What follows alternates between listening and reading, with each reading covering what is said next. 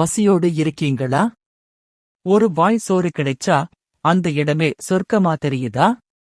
சோறு கண்ட இடம் சொர்க்கம்னு சிரிச்சுக்கிட்டே சொல்ற பழமொழிதான் இது. ஆனா இதுல ஆழமான தத்துவமும் வரலாறும் கிண்டலும் ஒளிஞ்சிருக்கு. தமிழரோட வாழ்வியல் தத்துவத்துல உணவுதான் அடித்தளம். உணவே தெய்வம்னு சொல்ற மாதிரி உணவு இல்லேனா உயிரே இல்லை. இந்த பழமொழி அன்னம் பரபிரமம்னு வேதத்துல சொல்ற கருத்தை நினைவூட்டது. உணவு தெய்வீகம், அதை மதிக்கணும், நன்றி செலுத்தணும்னு உணர்த்துது.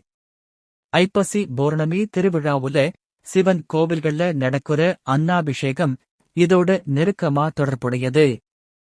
சிவலிங்கத்துக்கு பலவிதமான சோறு, பொங்கல், சாதம், இனிப்பு வகைகளைக் கொண்டு அபிஷேகம் செய்வாங்க. இயற்கை அளிச்ச உணவுக்கு இறைவனுக்கு நன்றி சொல்ற வழிபாடு இது.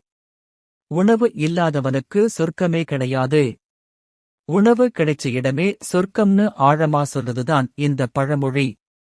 பழங்கால தமிழ் விவசாய சமூகத்துல பஞ்சமும் வறட்சியும் அதிகமா இருந்தது.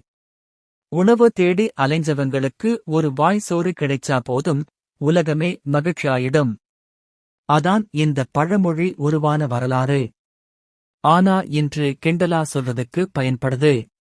சோறு கிடைத்தாலே அதுவே சொர்க்கம்னு சிரிச்சு சொல்வாங்க. வேலை தேடி அலைப்பவன், வீடு தேடுபவன், எங்கு உணவு கிடைக்குதோ அங்கே திருப்தின்னு லேசா குறிப்பிடுவது. பசியோடு இருப்பவனுக்கு உணவுதான் சொர்க்கம். ஆனா நாம எல்லாரும் உணவை வீணாக்காம பசியைப் போக்குறவங்களுக்கு உதவணும். எனவே சோறு கண்ட இடம் சொர்க்கம் உணவின் தெய்வீகத்தை உணர்த்தும் புனிதச் சொல், எளிய வாழ்வியல் மகிழ்ச்சியை சிரிக்க வைக்கும் கிண்டல். உணவை மதிப்போம், பசியை போக்குவோம், இறை நன்றியை மறவோம்.